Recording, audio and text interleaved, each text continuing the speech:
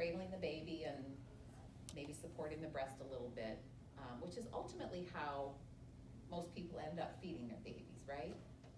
In this position. And I would say this is ultimately the goal.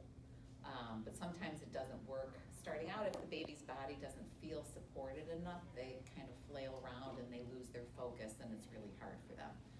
So if they're trying for the cradle hold and it didn't work, then we'll switch to the cross cradle. So take your baby, put them in the cradle hold, and then take your free hand, and you're gonna put that on the baby's back with your hand at the base of the baby's head and neck. Okay, so tucking the baby into the crook of your arm. It's hard if you have a teeny little baby or a huge baby doll. The dolls don't always, it works great. People's babies fit with their bodies, I guarantee it. So you want the hand to be at the base of the head and neck, because if you try to put a hand on the baby's head, they're gonna resist that. It's just it's a survival instinct. Anything that could be pushing them towards something that would smother them, they're gonna resist.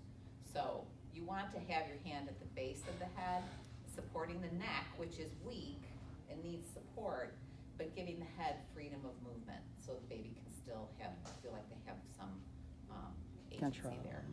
So that, and then so the baby's butt's in the crook of your arm, hand on, your arms along the baby's back, hand is at the base of the head and the neck. This hand just needs to get out of the way. So just have them kind of touch their rib cage with it.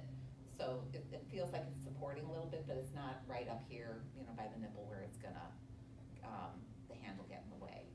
So if you line a baby up like this and get that hand out of the way, you look down and the nipple should be right about here on the baby's lip, right on the philtrum. And there's a little nerve in there. If you kind of tickle that, you can feel it. There's a little, it's like a little nerve that's sensitive. Yeah. Kind of tickly. So you can just kind of tap the nipple on the baby's upper lip and they go, what is that? And they open their mouths. And there's a little bit of a head wiggle when they first are gonna do it. So that's a good thing to watch for, is that head wiggle.